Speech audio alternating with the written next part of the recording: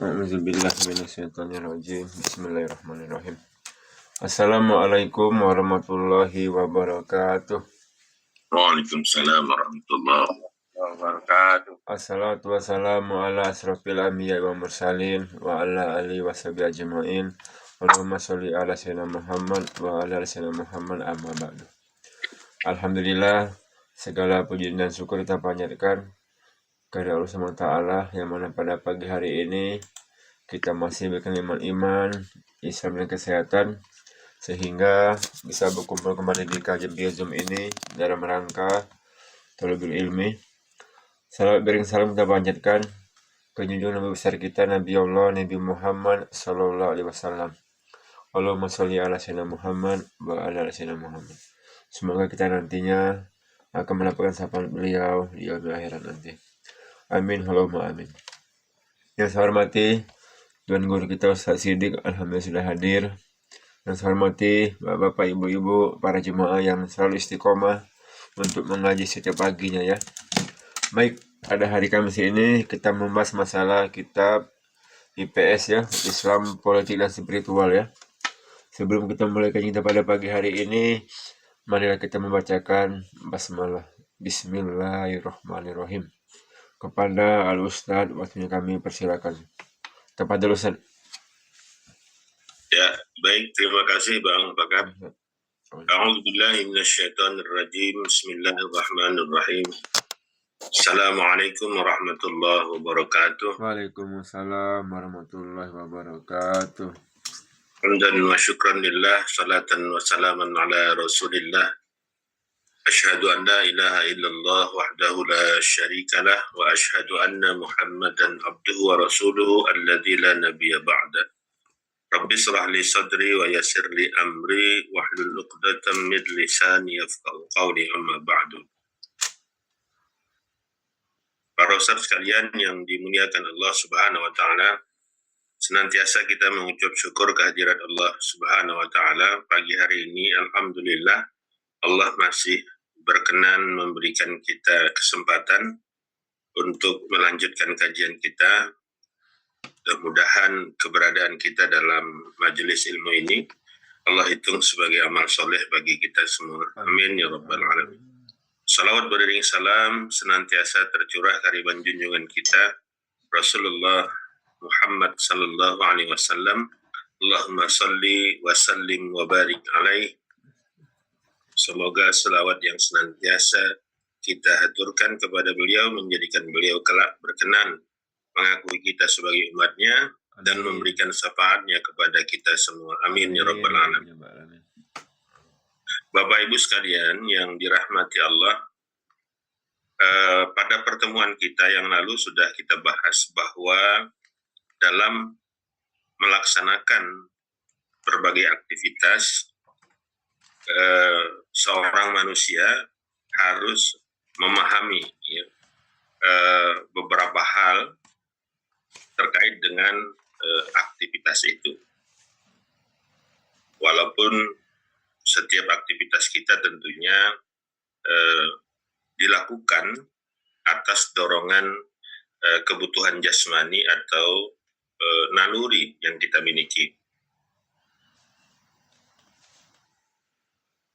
Kita ketahui bahwa Allah Subhanahu wa taala telah menetapkan adanya kebutuhan jasmani dan naluri pada tiap diri manusia, di mana kebutuhan jasmani itu dan naluri itu akan menuntut untuk dipenuhi. Nah, dalam memenuhi kebutuhan jasmani dan naluri inilah maka manusia itu melakukan sebuah perbuatan. Namun dalam melaksanakan perbuatan itu tentunya didukung oleh pemahaman ya. Pemahaman terkait dengan pertama kita sudah bahas adalah al-quwah ya, terkait dengan motivasi dari perbuatan yang kita lakukan. Sebagai seorang muslim, tentu quwah atau motivasi atau boleh kita samakan dengan niat kita dalam melakukan perbuatan itu haruslah berlandaskan kepada nilai ruhiyah, ya, atau al-quwah ar-ruhiyah. Karena memang ada tiga motivasi ketika manusia itu melakukan perbuatan. Bisa jadi memang motivasi ini akan berbeda. Dulu pernah ada seorang artis, ya, model, ketika ditanya kenapa dia mau difoto dengan pose yang tidak senonoh misalnya, ya, foto telanjang misalnya. Nah, dia menjawab, ya mumpung masih laku untuk dijual, mumpung masih ada yang mau membelinya atau melihatnya gitu. Artinya ketika dia melakukan perbuatan yang dia inginkan itu atau motivasi dia dalam berbuat itu adalah motivasi materi, manfaat yang kemudian ingin dia dapat dari aktivitas itu gitu ya. Nah, kemudian ada nilai atau kuah atau motivasi emosional, ya, ketika kemudian seseorang itu terobsesi dengan orang lain atau melakukan suatu aktivitas dikarenakan simpati kepada orang lain, ya, apakah itu tokoh dan lain sebagainya, sehingga ikut dalam aktivitas itu dikarenakan motivasi emosional. Dan yang ketiga adalah al-quwah spiritual, bahwa motivasi seseorang ketika dia melakukan sebuah perbuatan karena kesadaran hubungannya dengan Allah. Nah, makanya terkait dengan al-quwah ini, Allah Subhanahu wa Ta'ala sudah menentukan bahwa sebagai seorang Muslim, niat atau motivasi yang melandasi setiap aktivitas perbuatan kita haruslah berlandaskan kepada kuwah spiritual. Ya, bahwa setiap perbuatan yang kita lakukan harus dengan niat spiritualitas, di mana ketika melakukan perbuatan itu kita memiliki kesadaran hubungan kita dengan Allah. Apa kemudian efeknya terhadap aktivitas kita itu? Maka kita akan senantiasa selalu menyesuaikan setiap aktivitas kita itu dengan tuntunan Allah Subhanahu wa Ta'ala sebagai sang pencipta kita. Jadi yang menentukan motivasi apa yang harus kita gunakan dalam melakukan aktivitas kita adalah Allah Subhanahu wa Ta'ala, ya. Allah menyebutkan bahwa sebuah amal itu akan dinilai oleh Allah sebagai sebuah amal baik atau amal soleh yang membuahkan pahala. Pertama, syaratnya niatnya atau kuahnya itu harus ikhlas karena Allah. Ya, jadi semata-mata landasan kita dalam melakukan aktivitas atau perbuatan itu adalah menjalankan apa yang Allah perintahkan. Misal ketika kita mencari nafkah atau mencari rezeki, ya, kalau kemudian motivasinya adalah motivasi ruhiyah, maka ini akan kita jalankan, ya, tentunya seiring dengan kesadaran hubungan kita dengan Allah. Kita tidak akan menghalalkan segala cara dalam mendapatkan harta misalnya. Ya, kita akan senantiasa mencari rezeki yang halal, yang dibolehkan oleh Allah Subhanahu wa Ta'ala, dan sekaligus menghindari perkara-perkara yang diharamkan oleh Allah Subhanahu wa Ta'ala. Begitu juga dengan aktivitas yang lain misalnya, ya, ketika kita memenuhi aktivitas sayang kepada keluarga, ya, sayang kepada anak, sayang kepada istri misalnya. Nah, sayangnya kita itu tentunya sesuai dengan perintah dan larangan Allah Subhanahu wa Ta'ala gitu.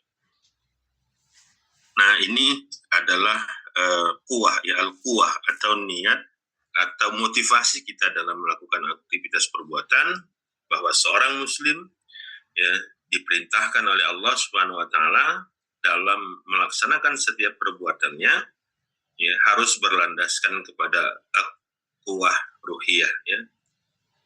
Harus ada ya niat bahwa dalam melakukan aktivitas itu sesuai dengan apa yang Allah perintahkan. Nah, ini nanti yang akan berbuah pahala.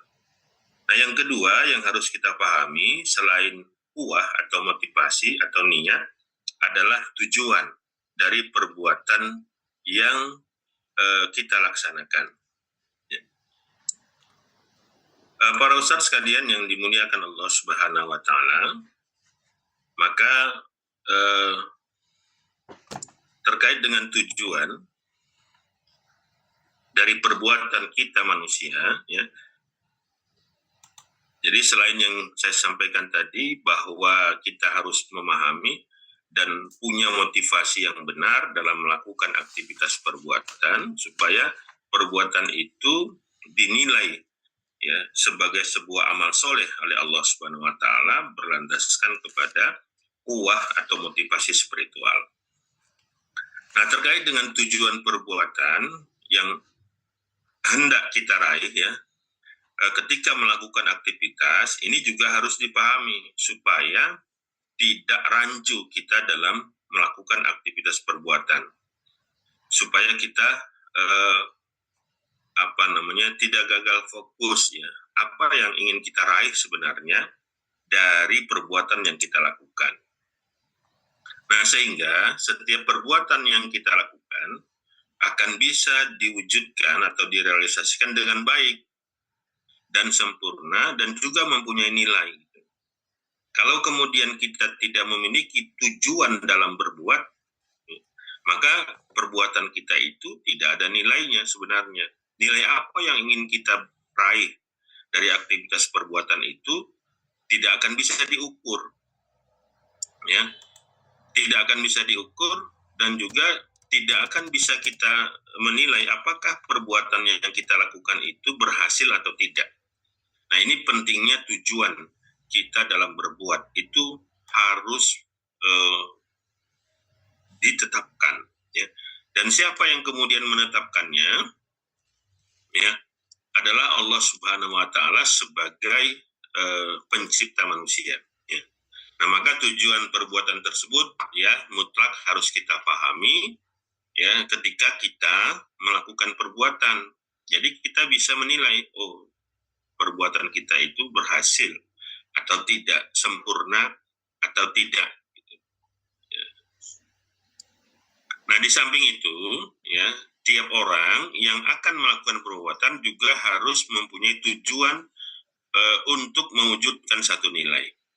Jadi, dalam berbuat itu ada tujuan yang ingin kita capai, dan nilai dari tujuan itu yang ditetapkan oleh Allah Subhanahu wa taala.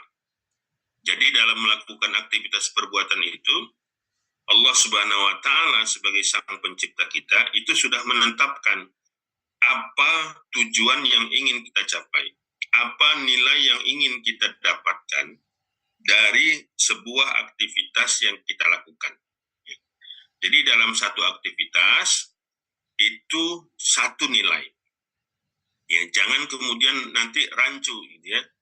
Nah, misalnya ada yang mengatakan, nah, kenapa sholatnya rajin, puasanya rajin, tahajudnya rajin, kok rezekinya seret gitu. Ya, kok misalnya hartanya sedikit, gitu. Kok kemudian banyak cobaan, kemudian banyak masalah misalnya. Nah, ini gagal ketika dia menentukan tujuan. Karena memang aktivitas sholat, puasa, tahajud itu bukan ditujukan untuk mendapatkan nilai materi. Gitu. Nah, sehingga ketika dia salah dalam menetapkan tujuan itu, ketika kemudian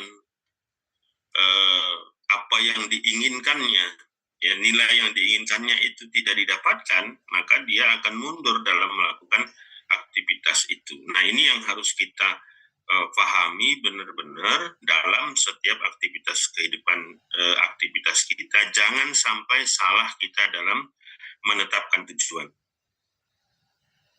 Dan tujuan dalam setiap aktivitas perbuatan itu sudah Allah tetapkan, ya, apapun perbuatan yang kita lakukan.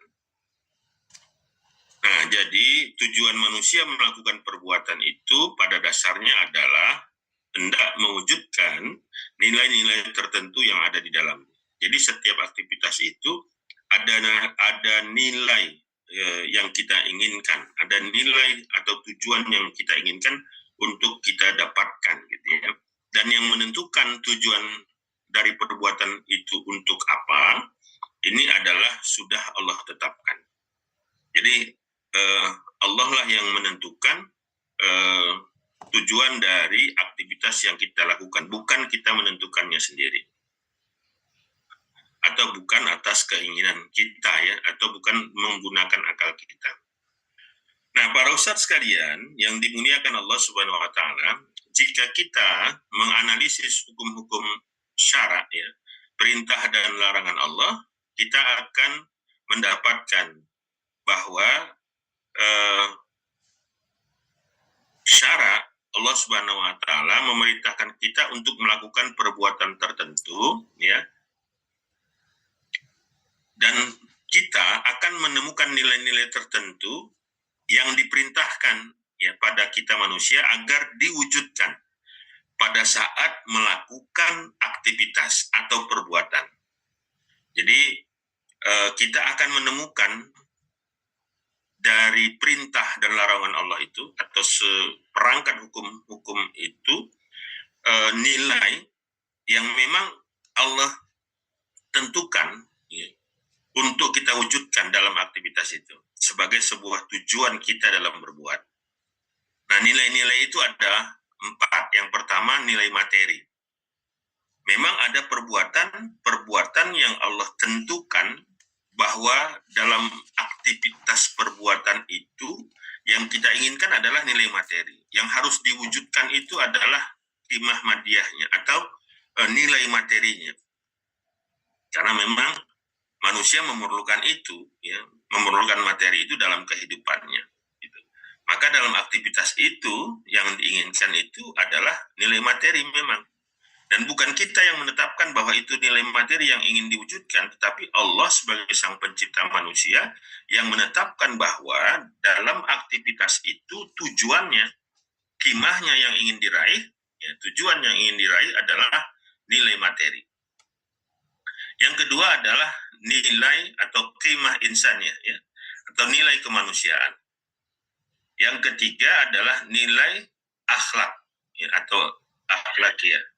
Kemudian yang keempat adalah nilai spiritual atau al-qimah ar-ruhiyah.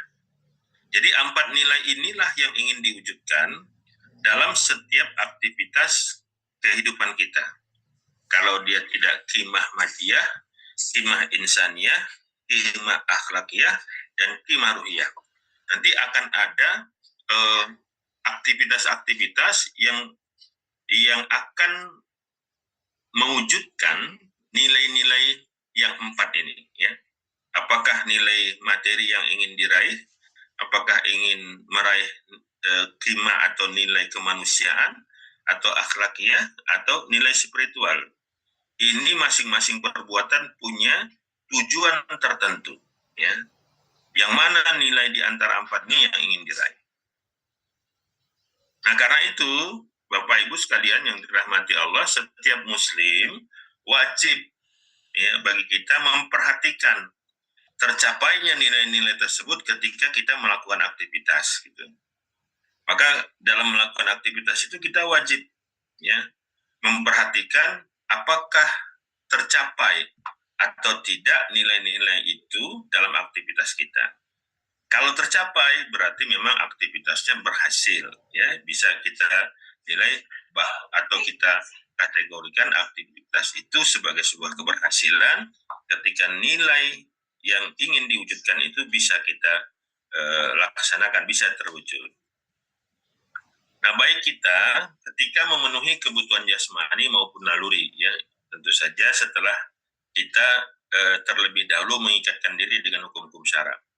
Nah, mengikatkan diri dengan hukum-hukum syarak dalam setiap aktivitas kehidupan kita, ini kaitannya tadi dengan kuah ya, dengan motivasi spiritual yang harus kita miliki ketika kita menjalankan aktivitas. Bahwa niat kita, ya, motivasi kita dalam melakukan perbuatan itu adalah semata-mata memenuhi perintah Allah Subhanahu wa taala. Nah, sehingga syarat ini ya, akan menjadikan kita senantiasa mengikuti petunjuk ya, petunjuk Allah Subhanahu wa taala dalam melakukan aktivitas perbuatan. Kita tidak lari dari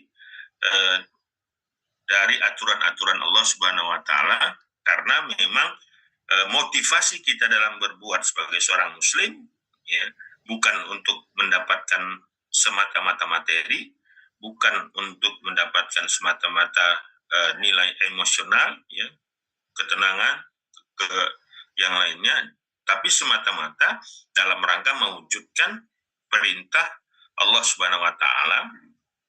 Dan itulah tujuan kita manusia, Allah ciptakan ya. Wa ma khalaqtul jinna wal insa illa liya'budun. Tidak kami ciptakan jin dan manusia itu kecuali untuk beribadah kepadaku, kata Allah. Nah, ibadah artinya adalah taat kepada perintah dan larangan Allah Subhanahu wa taala dalam melakukan aktivitas perbuatan kita selama kehidupan ini. Nah, sebagai contoh misalnya para ustadz sekalian yang dimuliakan Allah, ketika Allah memerintahkan kita untuk melakukan jual beli, bekerja ya, ataupun kemudian membentuk syirkah atau kerjasama usaha, maka nilai yang ingin diraih dari aktivitas ini adalah nilai materi ya, untuk mendapatkan materi, bukan yang lain. Nah, tidak salah kemudian ketika kita berjual beli itu untuk mendapatkan keuntungan, karena yang Allah perintahkan kepada kita ketika melakukan jual beli ya memang untuk mendapatkan keuntungan. Sama dengan misalnya syirkah, kerjasama usaha. Nah, kerjasama usaha itu dilakukan ya untuk mendapatkan keuntungan. Makanya jangan kemudian rancu gitu ya dalam menentukan tujuan tadi. Nah, misalnya jual beli ya memang kita untuk mendapatkan keuntungan gitu, bukan untuk mendapatkan nilai yang lain gitu ya. Jadi misalnya dalam berjual beli ini harus memang kita tetapkan, dan yang menetapkan ini memang Allah Subhanahu wa taala, bahwa dalam berjual beli itu semata-mata yang kita inginkan adalah keuntungan. Tetapi dengan catatan ya, karena motivasi ruhiyah yang ada dalam aktivitas perbuatan itu, keuntungan itu kita dapatkan tidak dengan menghalalkan segala cara gitu. Ya. Tetapi tetap mengikuti aturan-aturan Allah dalam berjual beli gitu ya. Tidak boleh menipu ya. Kemudian jual beli itu harus dilakukan secara antarodin, sama-sama ridho. Nah, ketika kemudian aturan-aturan Allah dalam jual beli itu kita ikuti, dan kemudian kita mendapatkan keuntungan secara materi dalam aktivitas itu, nah ini adalah aktivitas yang baik atau terkategori amal soleh juga, gitu, terkategori sebagai pahala juga. Begitu juga misalnya ketika kita bekerja ya, ketika kita bekerja sesuai dengan tuntunan Allah Subhanahu wa taala dalam melakukan aktivitas pekerjaan, maka kita mendapatkan upah dari aktivitas kita. Maka itu juga akan menjadi amal soleh bagi kita. Nah, bagaimana dulu ketika Rasulullah SAW ya pernah mencium tangan seorang sahabat yang kapalan gitu ya, karena aktivitas pekerjaannya itu adalah mencari kayu bakar misalnya di hutan. Nah, ini menunjukkan bahwa aktivitas mencari nafkah, apakah itu jual beli, apakah itu ijarah, bekerja, ya, atau syirkah, ini adalah bagian dari amal soleh juga ketika kita melaksanakannya dengan niat ya ikhlas karena Allah, dan kemudian menjalankannya sesuai dengan aturan-aturan Allah. Ya, di samping itu tujuan itu kita tujuan dari perbuatan itu kita ingin mendapatkan materi. Gitu. Nah, makanya jangan salah dalam menetapkan tujuan. Nah, misal syirkah. Ya. Syirkah ini tujuan kita melakukannya adalah untuk mendapatkan materi. Walaupun dalam aktivitas menjalankan syirkah itu juga harus sesuai dengan tuntunan Allah dan Rasul. Rasulullah SAW bersabda, kata Allah, aku akan menjadi orang yang ketiga dalam sebuah syirkah selama tidak ada yang berkhianat dalam aktivitas syirkah itu. Artinya apa? Ada keberkahan yang Allah berikan bagi orang-orang yang bersyirkah sepanjang memang tidak ada pengkhianatan yang dilakukan oleh kedua belah pihak.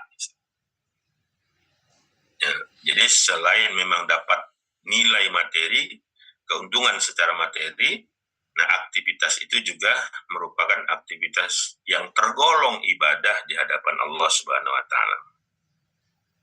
Nah, para ustaz sekalian yang dimuliakan Allah, jadi nilai materi atau qimah madiyah tadi ya berbentuk benda, bisa kita lihat ya, misalnya bisa kita raba, wujudnya itu bisa kita indra, misalnya makanan, mobil, uang, harta lah ya paling tidak ya, tanah, barang yang bisa dimanfaatkannya juga, misalnya pakaian yang dipakai, makanan yang dimakan, atau mobil yang dipakai dan lain sebagainya. Nah, inilah nilai-nilai adalah nilai materi atau inilah nilai yang ingin kita dapatkan ya dari aktivitas yang Allah perintahkan kepada kita, misalnya jual beli. Nah, dengan menetapkan tujuan atau qimah ini kita akan bisa menilai apakah aktivitas kita itu berhasil atau tidak ya. Misal ketika jual beli tadi, apakah aktivitas jual beli kita itu berhasil ya? Setelah kemudian kita mengikuti perintah dan larangan Allah atau aturan-aturan Allah terkait dengan jual beli, bisa kita nilai kalau misalnya jual beli itu mendapatkan keuntungan, terlepas keuntungannya itu besar atau kecil ya, maka itu sudah menunjukkan bahwa aktivitas jual beli kita itu berhasil, bahwa aktivitas kita itu adalah aktivitas yang mendapatkan keberhasilan. Ya. Makin besar keuntungannya, ya keberhasilannya makin besar dan begitu. Nah, begitu juga misalnya dalam aktivitas syirkah, ya, apakah syirkah kita itu berhasil? Yang pertama kita nilai apakah sudah sesuai dengan perintah dan larangan Allah? Sudah, ya. Tidak bertentangan dengan hukum-hukum syara, tidak ada hukum-hukum Allah yang kita langgar dalam bersyirkah misalnya. Nah, pertanyaannya kemudian apakah tujuannya sudah tercapai atau belum? Nah, ini bisa kita nilai apakah dalam syirkah itu kita mendapatkan keuntungan atau tidak secara materi. Nah, ini yang ingin kita dapat ya dari beberapa contoh aktivitas yang diperintahkan oleh Allah, di antara jual beli, bekerja, atau kemudian melakukan aktivitas syirkah. Nah, sedangkan yang kedua ya, nilai akhlak atau qimah akhlakiyah ini akan diraih oleh seseorang ya dengan cara menghiasi setiap perbuatan dan aktivitasnya dengan sifat-sifat yang diperintahkan oleh Allah Subhanahu wa Ta'ala. Jadi contoh misalnya sifat jujur. Nah, sifat jujur ini yang ingin kita raih adalah nilai yang ingin kita raih bukan nilai materi. Gitu. Seorang pedagang misalnya ketika dia bersifat jujur, jangan dia menginginkan nilai materi supaya pelanggannya banyak misalnya. Nggak seperti itu. Kalaupun misalnya, ya misalnya para pelanggan itu, para konsumen itu akan lebih senang berjual beli dengan pedagang yang jujur, itu hal yang lain. Kenapa kemudian ini penting? Ya, ini penting supaya dia tidak salah dalam melakukan perbuatan itu. Misal, ketika dia berlaku jujur itu karena ingin pelanggannya banyak, maka kalau seandainya fakta yang terjadi, dia sudah jujur, sudah kemudian tidak pernah melakukan kecurangan dalam berdagang, tahu-tahu pada faktanya pelanggannya nggak banyak orang yang mau beli ke dia misalnya, maka dia katakan, udah jujur, kok misalnya pelanggannya malah lari misalnya. Nah akhirnya apa? Dia berhenti untuk bersikap jujur. Gitu. Ini kenapa kemudian berhenti bersikap jujurnya? Karena memang salah menentukan tujuan dari sikap yang dia lakukan. Jadi bersikap jujur ini adalah semata-mata memang menjalankan perintah Allah, dan yang ingin kita raih ya dari sikap itu adalah nilai akhlak. Ya, ketika kita mewujudkan. Jadi sifat-sifat tersebut ya terlihat pada diri seorang muslim ketika dia melakukan ibadah. Ya, ini muamalah, ya, ukubat atau sanksi hukum. Makan dan minum ini sesuai dengan apa yang Allah perintahkan gitu ya. Misal makan minum, makan tidak boleh berdiri, itu kan akhlak. Yang kita inginkan itu dari aktivitas itu memang kita memiliki nilai akhlak yang mulia, walaupun semata-mata kita dalam aktivitas itu untuk memenuhi kebutuhan jasmani dan naluri ya. Kemudian sifat amanah misalnya ya, itu yang ingin kita raih adalah nilai akhlak ya, yang akan menghiasi diri kita dengan akhlak-akhlak yang baik ya. Jadi sebagai contoh, ketika seorang muslim menaburkan biji jagung misalnya untuk memberi makan burung ya, atau kemudian kita memiliki kucing misalnya peliharaan ya, ini kita lakukan karena memang sayang atau belas kasihan pada sesama makhluk. Maka hakikatnya perbuatan dan aktivitas itu merupakan usaha untuk merealisasikan nilai akhlak gitu. Ya. Nilai akhlak, bukan nilai materi di situ. Beda halnya kalau memang kita ternak ayam ya. Memang ngasih makan juga, sama-sama ngasih makan gitu. Tapi nilai yang ingin dicapai ya, kalau ternak ayam itu bukan nilai akhlak gitu, tapi nilai materi gitu. Dia akan berhitung, jangan sampai ya jumlah pakan yang dia berikan itu lebih mahal daripada harga jual ayam tadi gitu. Nah ini beda nilainya, walaupun mungkin aktivitasnya sama gitu, sama-sama memberi makan binatang gitu ya. Kalau kemudian memberi makan binatang itu nilainya yang ingin diraih adalah nilai materi, maka dia akan berhitung ya seberapa besar materi yang dia bisa dapatkan ketika memberi makan binatang tadi. Tapi kalau yang ingin diwujudkan adalah nilai akhlakiahnya, maka dia tidak akan berhitung ya, seberapa mahal misalnya materi yang harus dia habiskan untuk memberi makan hewan peliharaannya itu tadi ya, walaupun secara materi dia tidak akan mendapatkan, tapi dia mendapatkan nilai yang lain, yaitu nilai akhlakiah tadi ya. Nah yang ketiga, beda dengan nilai kemanusiaan ya, atau qimah al-insaniyah yang ingin diraih oleh seseorang. Nilai tersebut merupakan layanan manusia pada sesamanya ya, sebagai manusia ya, misalnya kita membantu orang lain ya, tanpa kemudian memperhitungkan ya apa agamanya, apa kemudian suku bangsanya ya. Misalnya menyelamatkan orang yang tenggelam ya, atau membantu orang yang mengalami kesulitan materi dan sebagainya. Jadi ketika orang ada yang tenggelam di hadapan kita tidak lagi menilai itu dia muslim atau tidak gitu, famili kita atau tidak, saudara kita atau tidak, sekampung kita atau tidak, nggak ada penilaian itu. Yang ada di dalam benak kita adalah selamatkan dia dulu gitu ya. Persoalan dia itu siapa tidak menjadi pertimbangan. Nah ini yang ingin diraih adalah qimah insaniyah, jadi nilai kemanusiaan. Apakah ini berpahala ketika menyelamatkan? Iya, berpahala. Dari mana letak pahalanya kalau tujuan yang kita inginkan itu adalah nilai kemanusiaan? Ya, dari kesadaran hubungan kita dengan Allah. Karena Allah yang perintahkan kepada kita bahwa nilai yang ingin kita raih ketika menyelamatkan orang itu ya nilai kemanusiaan gitu. Ya, bukan nilai yang lain. Nah, ya.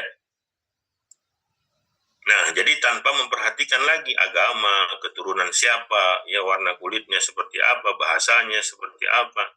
Jadi pertimbangan nya itu hanyalah nilai kemanusiaan yang ingin kita raih, ya. Nah, termasuk misalnya ya ketika ada kecelakaan misalnya, ya harusnya kita sigap menolong dulu.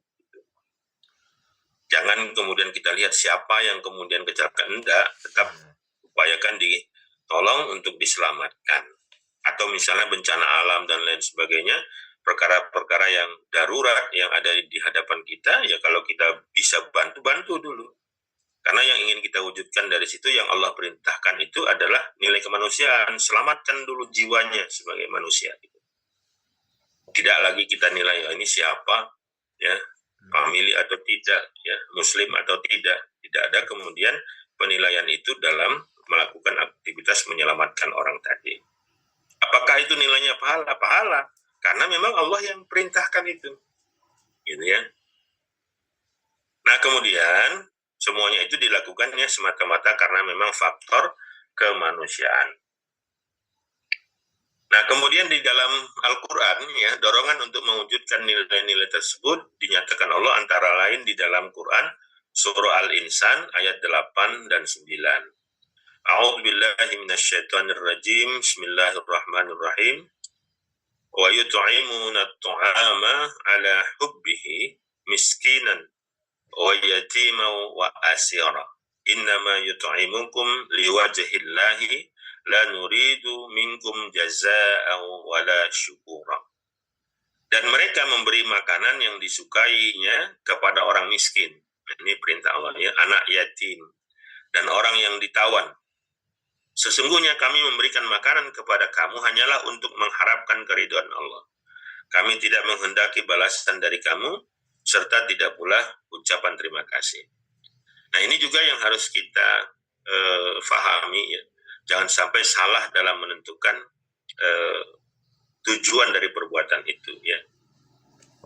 Nah, ketika kemudian misalnya kita memberi makan anak yatim, memberi makan fakir miskin, atau sedekah lah kita katakan.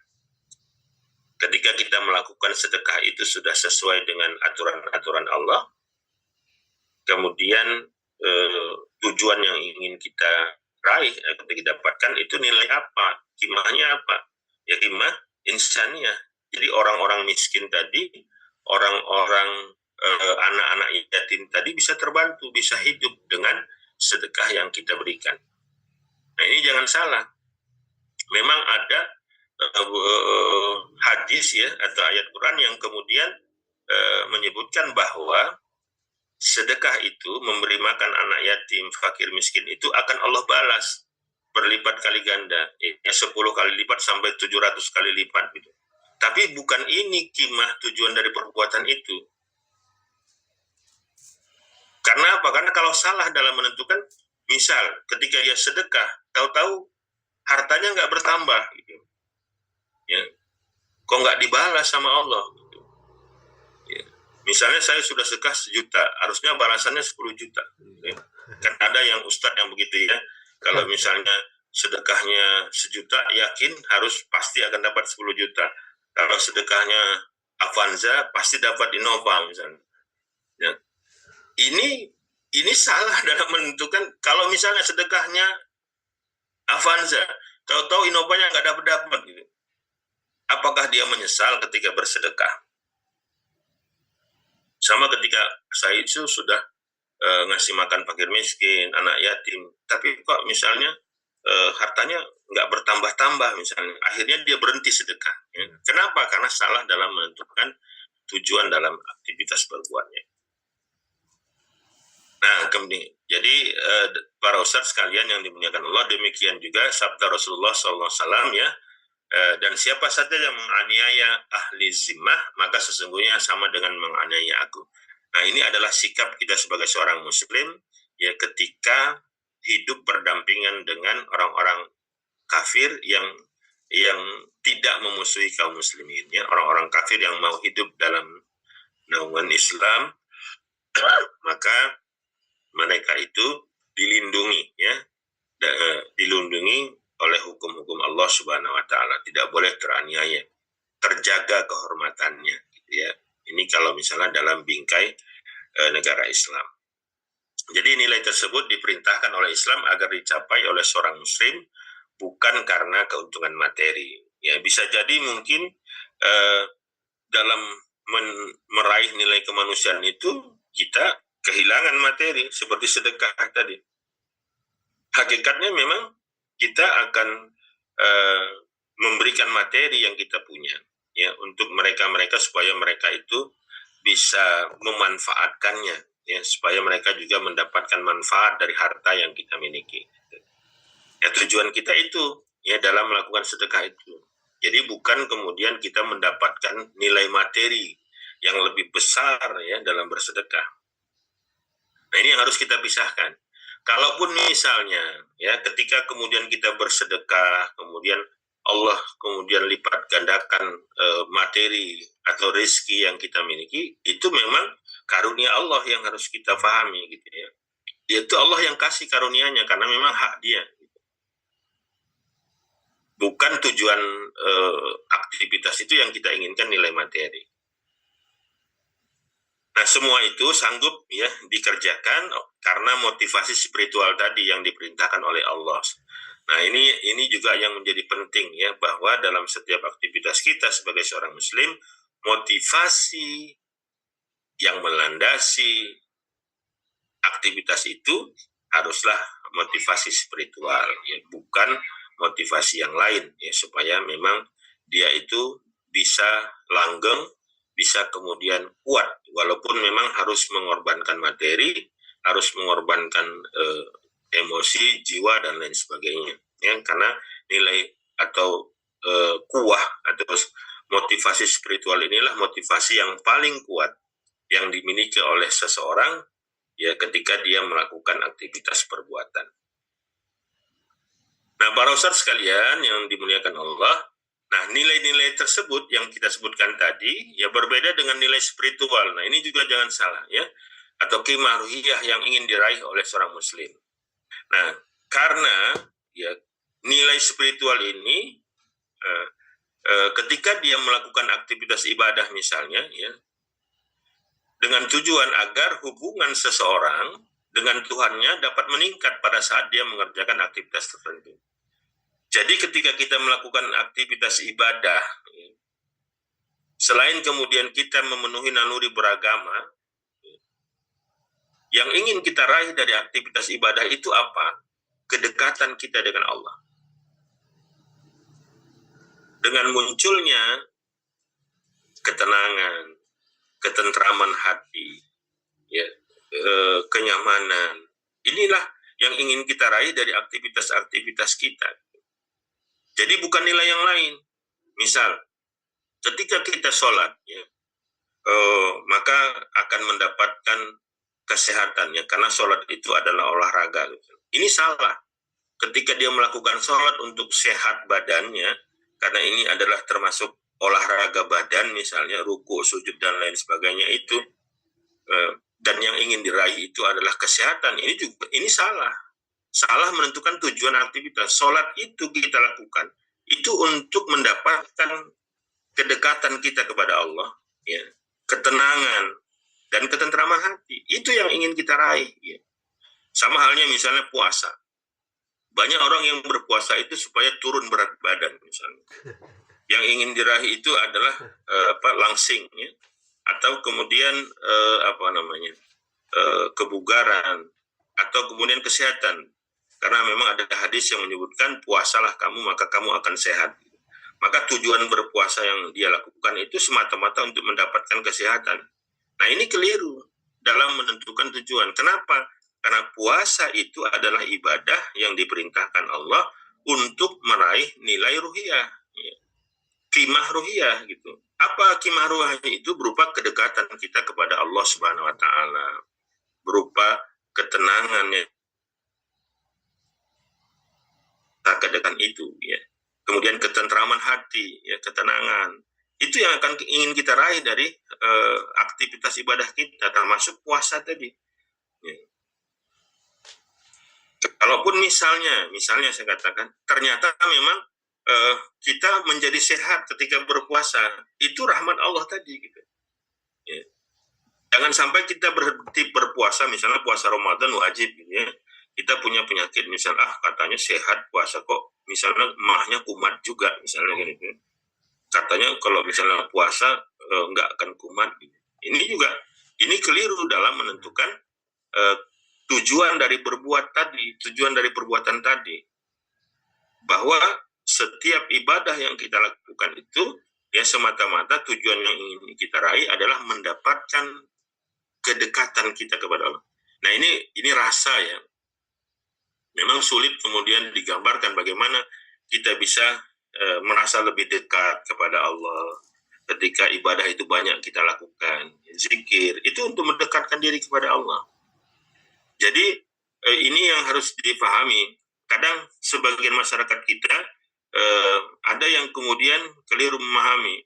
Misalnya bahasa kalau mau rezekinya lancar, misalnya kan, datang bertubi-tubi, baca Fatihah sekian kali gitu ya, baca ini sekian kali gitu. Ya, memang ada informasi dari Allah Subhanahu Wa Taala dan Rasul, misalnya kalau ingin rezekinya lancar, ya baca Quran surah Al-Waqiah misalnya. Tapi yang harus diingat, kalau baca Quran itu yang diinginkan bukan materi gitu. Ya, bukan nilai materi, tapi yang ketika kita baca Quran itu yang kita inginkan adalah nilai atau qimah ruhiyahnya. Nah, apakah ibadah kita itu berhasil atau tidak? Ketika kita melakukan aktivitas ibadah, ini akan ditentukan apakah kedekatan kita kepada Allah itu bertambah atau tidak. Inilah tolak ukurnya ya. Inilah pisau bedahnya kalau kita mau nilai apakah ibadah itu berhasil atau tidak ya. Bertambahnya kedekatan kita kepada Allah ya, bertambahnya ketenangan dan ketenteraman hati, bukan bertambahnya jumlah harta gitu. Kadang ada yang mengatakan itu ibadah udah semua ibadah sudah dilakukan, sedekah udah ya, tahajud sudah, baca Quran sudah, tapi kok hartanya tidak melimpah. Lihat itu orang-orang keturunan Chinese misalnya ya, non Muslim atau orang-orang yang lain, maksiatnya banyak, ya kan, keharumannya yang dilakukan terus gitu. Tapi kemudian hartanya berlimpah, jabatannya tinggi, ya, kekuasaannya besar misalnya. Tapi kenapa kita orang-orang yang sudah hijrah ini, yes, itu ya, yang sudah berusaha untuk taat kepada aturan-aturan Allah ini kok makin sulit, makin diuji gitu ya, makin banyak kemudian kesulitan yang datang gitu. Nah kalau kemudian salah dalam menetapkan tujuan hijrah tadi ya, bahwa yang ingin diraih adalah nilai spiritual tadi ya, yang ingin diraih adalah rasa kedekatan kita kepada Allah ya, bukan nilai yang lain. Nah, makanya para ustadz sekalian yang dimuliakan Allah, menetapkan tujuan yang tepat dalam setiap aktivitas yang kita lakukan ini menjadi penting. Ya, jadi Allah telah memerintahkan ya agar nilai-nilai tersebut dapat diraih oleh seorang muslim ya, seperti misalnya sholat, zakat, haji, puasa, jihad. Ini meskipun untuk semuanya itu kita harus mengorbankan harta, tenaga, ya bahkan kemudian nyawa sekalipun, tapi demi untuk meraih kedekatan kita kepada Allah, ini harus kita lakukan. Dan ini perintah Allah. Ini perintah Allah juga gitu. Ya. Artinya kecintaan kita kepada Allah dan Rasul itu harus lebih ya daripada kecintaan kita kepada yang lain. Nah, inilah yang ingin kita raih dari ibadah-ibadah yang kita lakukan adalah nilai atau qimah ruhiyah ya, yaitu berupa rasa kedekatan kita kepada Allah Subhanahu Wa Taala yang akan menimbulkan ketenangan dan ketenteraman hati. Dan biasanya memang ketenangan dan ketenteraman hati yang kita raih dari aktivitas ibadah yang kita lakukan ini adalah berupa kenikmatan yang mungkin tidak bisa diukur dengan harta. Nah, di samping itu nilai spiritual ini bersifat pribadi. Nah, karena itu ya, orang yang bisa merasakannya adalah orang yang melaksanakannya. Ya, tidak bisa kemudian dirasakan oleh orang lain. Nah, beda dengan nilai tadi ya. Kalau nilai ruhiyah ini, kedekatan misalnya kita kepada Allah dengan aktivitas-aktivitas ibadah kita, ini tidak bisa dirasakan orang lain. Yang bisa merasakannya itu kita sendiri. Nah, beda halnya dengan nilai kemanusiaan dan akhlak, ya, itu bisa dirasakan oleh orang lain. Ya. Sekalipun misalnya tidak bisa diraba atau secara fisik ya. Tapi kalau nilai materi, nah ini bisa dirasakan oleh orang lain dan bisa diindra ya, sekaligus bisa diraba, dilihat dan lain sebagainya ya. Kalau misalnya nilai yang dicapai itu adalah nilai materi, misal aktivitas syirkah, bekerja, jual beli, itu nilai materi yang ingin didapatkan. Nah, itu bisa dirasakan oleh orang lain selain kita. Ya.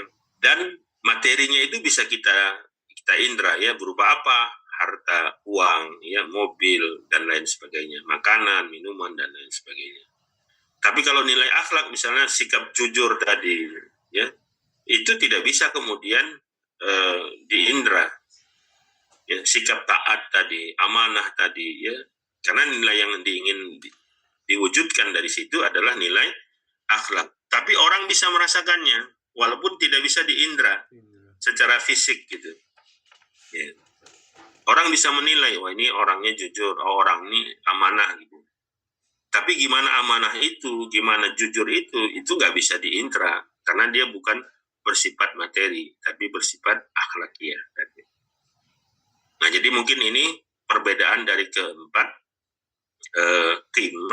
qimah atau tujuan perbuatan yang ingin dicapai dari sebuah perbuatan. Wallahu a'lam bishawab. Mungkin ini yang bisa saya sampaikan pagi ini. Saya kembalikan ke Bang Pakar. Tafadhol, Bang. Ya, syukur Ustaz. Syukur Ustaz. Baik ya, Bapak-bapak, Ibu-ibu semuanya. Kita buka lah mungkin diskusi dan jawab ya. Tapi satu aja ya, satu pertanyaan ya. Karena udah mau jam 7, mungkin satu pertanyaan saja. Silakan yang mau bertanya, langsung aja dibuka mikrofonnya. Boleh, via chat juga boleh.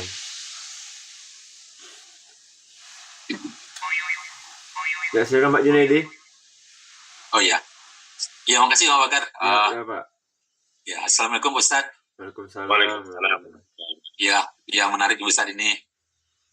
Kita memahami lagi sebetulnya perbuatan-perbuatan manusia nih Ustaz ya. Jadi gini Ustaz, kan terbetik juga perbuatan manusia ini kan apakah ini sudah merupakan suatu naluri di bawah dari lahir atau atau ini udah terbentuknya kan bisa karena kepercayaan atau agama atau paham yang kita anut kan gitu, dianut oleh manusia gitu, bukan kita, dianut oleh manusia. Nah, alhamdulillah kita adalah agama Islam, tapi berarti kita nilai-nilai perbuatan itu adalah berdasarkan kaidah-kaidah Islam. Nah kan, jadi kembali ke pertama, apakah perbuatan manusia ini sudah ditakdirkan atau sudah ditakdirkan oleh Allah bahwa inilah nilai-nilai yang baik gitu Ustaz ya. Nah, dalam perjalanannya kan terbentuk itu setelah kita memahami dari keyakinan yang dianut oleh manusia itu sendiri kan Ustaz. Kan bisa beda-beda kan. Pasti ada perbedaan antara keyakinan kita adalah yakin itu adalah perbuatan yang berdasarkan semua adalah berdasarkan hukum syara gitu Ustaz ya. Yeah. Nah, dalam ini gimana kita memahami Ustaz ya? Kan kita juga nggak tahu dari manusia-manusia yang mungkin yang nggak seakidah dengan kita, mungkin perbuatan-perbuatan dia itu kan ada apanya juga, ada pelajaran juga dari apa yang dia anut gitu Ustaz ya. Baik. Tapi pada hakikatnya kan tujuannya kan kita itu adalah kemanusiaan dan kalau dari kita kan mencari adalah semuanya perbuatan ini adalah untuk mencapai ridho Allah dan kita tidak tersesat dengan hal-hal ini, Ustaz. Baik. Ini gitu Ustaz. Ya. Jadi yang harus kita yakini dan pahami bahwa pertama, motivasi setiap aktivitas perbuatan kita sebagai seorang muslim adalah motivasi ruhiyah, semata-mata kemudian motivasi ini, niat ini semata-mata dalam mewujudkan perintah dan larangan Allah. Kemudian yang kedua, tujuan yang ingin kita capai adalah tujuan yang memang sudah Allah tetapkan, ya, yang akan kita raih dalam setiap aktivitas perbuatan kita. Artinya apa? Ketika kita berjual beli, ya, mendapatkan keuntungan dan cara yang kita lakukan sesuai dengan aturan Allah, maka ini juga ridho Allah. Jadi Allah lah yang tetapkan nilai itu. Allah lah yang tetapkan tujuan dari perbuatan kita. Apakah untuk dapat nilai materi, apakah untuk dapat nilai akhlakiyah tadi, ataukah untuk mendapatkan nilai insaniyah tadi, atau dapat aktivitas nilai ruhiyah tadi. Maka setiap aktivitas itu punya qimah, punya tujuan masing-masing gitu. Dan yang menetapkan tujuan itu adalah Allah Subhanahu wa taala. Nah, ketika kita mengikuti itu, itulah yang Allah ridho gitu ya. Jadi dengan kata lain, ketika mewujudkan itu, kita dalam rangka meraih ridho Allah. Nah, memang kebutuhan jasmani dan naluri itu qadarnya Allah, ya. Itu yang Allah yang ciptakan, tidak ada campur tangan manusia di situ. Tetapi dalam memenuhinya, dalam memenuhi kebutuhan jasmani dan naluri ini, maka ini yang nanti akan dihisab oleh Allah. Karena Allah tidak paksa kita memenuhinya dengan cara apa gitu. Ini pilihan bagi manusia. Apakah dalam memenuhinya sesuai dengan apa yang Allah perintahkan, ya? Seperti tujuan dari perbuatan-perbuatan tadi, misalnya ketika kita memenuhi kebutuhan naluri kita, ya, misalnya naluri beragama kita. Nah, naluri beragama ini bisa dipenuhi dengan cara yang benar, yaitu sesuai dengan tuntunan Allah dan Rasul, atau dengan cara yang salah. Nah, ini bergantung dari pemahaman masing-masing. Ya. Dia bisa kemudian beribadah dengan benar karena pemahamannya benar. Dia bisa beribadah dengan salah karena pemahamannya salah. Allah sudah sebutkan inna dina indallahil Islam, bahwa orang-orang yang tidak ada ya, inna dina indallahil Islam, bahwa agama yang di sisi Allah sesungguhnya agama yang Allah ridhoi cuma Islam. Artinya apa? Ketika seseorang itu memenuhi naluri beragamanya tidak dengan cara Islam, maka Allah tidak akan terima. Jadi kalau ada orang yang ibadahnya nyembah patung misalnya, Allah tidak akan terima. Gitu. Ya. Allah jelaskan, walaupun misalnya dia memenuhi kebutuhan naluri beragamanya, dia juga punya naluri beragama, ya. Tapi itu fitrah, iya fitrah. Tapi ketika dia salah dalam memenuhi naluri beragamanya, dia menyembah sembahan yang salah, maka itu bukan takdir Allah, bukan kemudian kehendak Allah, tapi kehendak dia.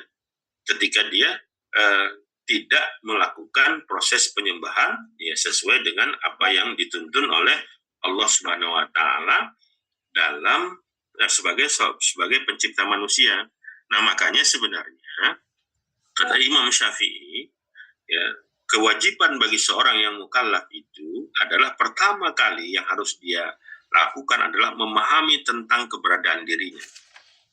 Ya, inilah yang harus dilakukan. Upaya apa? Supaya dia memiliki pemahaman yang benar gitu, tentang keberadaan dirinya gitu. Jangan sampai salah gitu, tentang siapa dia, dari mana dia berasal, kemana dia setelah kehidupan ini, untuk apa sebenarnya dia hidup. Ini adalah 3 pertanyaan mendasar yang harus terjawab bagi seorang yang mukallaf, bagi seorang yang sudah diberikan kemampuan berpikir. Bagi seseorang yang sudah akil balik, pertama kali yang harus dia lakukan adalah menjawab 3 pertanyaan ini. Dari mana dia berasal, kemana dia setelah kehidupan ini, dan untuk apa sebenarnya dia hidup, ini harus terjawab gitu. Supaya apa? Supaya tadi dia melakukan setiap aktivitas dia dalam rangka memenuhi kebutuhan jasmaninya, memenuhi kebutuhan nalurinya dengan benar. tidak salah dalam memenuhinya. Misal, ketika dia memenuhi naluri melestarikan jenisnya, ya, qarijatun nau'nya, ya, ketertarikan kepada lawan jenis, maka dia tidak memenuhinya dengan cara berzina misalnya, sebagaimana orang-orang barat sekarang itu, kecenderungan anak-anak mudanya enggan untuk menikah. Kenapa? Karena pergaulan bebas yang mereka lakukan, mereka itu sudah terbiasa dengan pergaulan bebas gitu. Sehingga apa? Untuk apa menikah menurut mereka? Kalau misalnya kenikmatan itu bisa mereka dapatkan dengan tidak menikah, di mana menikah itu harus memikul tanggung jawab yang berat. Nah, padahal sebenarnya saya ingin sampaikan, naluri melestarikan jenis itu yang Allah berikan pada tiap diri manusia, tujuannya yang ingin direalisasikan itu bukan kenikmatan itu. Jadi menikah itu bukan untuk mendapatkan kenikmatan itu gitu. Ini yang harus benar gitu. Ya. Pun kalau misalnya dalam merealisasikan itu ada Allah kasih kenikmatan di dalamnya, itu bukan tujuan tapi itu bonus gitu. Karena naluri melestarikan jenis ini tujuannya adalah untuk melangsungkan keturunan gitu. Itu yang ingin didapatkan. Tapi dalam aktivitas itu, dalam melangsungkan keturunan itu Allah kasih kenikmatan, yaitu iya. Alhamdulillah begitu. Ya. Tapi kalaupun misalnya dengan cara yang lain, ya, saya katakan bisa mendapatkan kenikmatan itu, ya. Tapi kalau misalnya tidak bisa melangsungkan keturunan, berarti apa? Aktivitasnya tidak berhasil. Atau tujuan yang ingin diraih dari aktivitas itu, walaupun itu untuk dalam rangka memenuhi nalurinya, itu tidak tercapai gitu. Ya, nah ini karena ketika dia salah dalam menentukan tujuan atau dari aktivitas yang ingin dia capai dari semua aktivitas itu gitu. Baik itu untuk dalam rangka memenuhi kebutuhan jasmaninya atau dalam rangka memenuhi kebutuhan nalurinya. Nah, jadi sekali lagi saya katakan bahwa naluri, kebutuhan jasmani harus dipenuhi itu qadarnya Allah. Allah tetapkan bagi manusia. Tapi manusia diberikan Allah pilihan.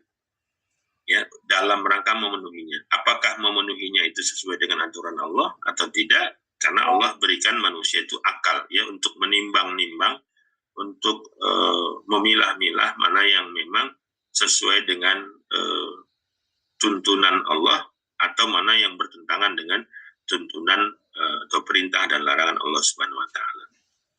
Nah, ketika manusia memilih dia memenuhi kebutuhan jasmani dan nalurinya sesuai dengan aturan Allah, ya setelah lebih dahulu dia melakukan proses berpikir tadi, maka itu menjadi amal soleh baginya. Dan ini nanti yang akan dihisab oleh Allah Subhanahu. Ya, jadi kesempurnaan berpikir itu menjadi syarat apakah seseorang itu akan dihisab oleh Allah atau tidak. Nah makanya para ustadz sekalian yang dimuliakan Allah, hari ini ketika ada orang yang masih memilih untuk kafir ya, atau menjadi non-muslim, sementara dia sudah Allah berikan kesempurnaan akal, maka nanti tetap jelas Allah katakan Allah masukkan mereka ke dalam neraka dan mereka kekal di dalamnya. Itu orang-orang kafir. Kenapa? Kenapa tidak dia gunakan akal yang sudah Allah berikan itu untuk sampai pada kebenaran? Dan seandainya mereka mau menggunakan akalnya untuk menilai mana yang benar, mana yang salah, tentunya mereka akan terhindar dari kekafiran. Pasti. Karena Islam itu sudah kemudian menetapkannya bagaimana seseorang itu sudah Allah kasih hidayah, sudah Allah kasih kemudian hidayatul akal, ya, yaitu kemampuan berpikir. Kemudian Allah sudah turunkan irsad wal bayan, ya, nabi dan rasul yang membawa kebenaran. Ya. Apalagi dua ini sudah ada pada tiap diri manusia. Salah dia sendiri kalau kemudian dengan hidayah yang dua ini Allah kasih, seharusnya bisa sampai pada kebenaran, tapi dia tidak sampai pada kebenaran, tapi dia masih memilih kekufuran. Maka disinilah nanti akan kita pahami maha adilnya Allah Subhanahu Wa Taala itu. Allah tidak akan hisab, Allah tidak akan hukum seseorang kalau dua ini tidak dia dapatkan. Misalnya pertama kesempurnaan akal, yang kedua irsyad wal bayan, kalau misalnya Nabi dan Rasul atau agama itu belum sampai kepadanya. Misalnya penduduk terpelosok misalnya, ketika agama itu dia sampai kepadanya, maka Allah tidak akan hisab mereka. Tapi kalau dua ini, kesempurnaan akal Allah kasih, kemudian irsyad wal bayan, agama itu sudah sampai kepadanya, tapi dia tidak mau beriman kepada Allah, itu pilihan dia. Ya mungkin itu ya, Ustaz. Wallahu a'lam bishawab. Iya Ustaz, alhamdulillah ya. Cuman sekarang mungkin kita pikir nih sebetulnya untuk apa, motivasi material tadi ini sekarang udah kebablasan nih kayaknya Ustaz. Kita orang-orang kalau kita lihat kesempurnaan berpikir atau kesempurnaan akalnya tuh udah kita level-level atas lah. Tapi tetap aja sekarang motivasi materi yang banyak dikejar sekarang. Ini kan terjadi nih bagaimana malah kita, kalau kita lihat, kita bukan suzon, malah ulama-ulama kita sendiri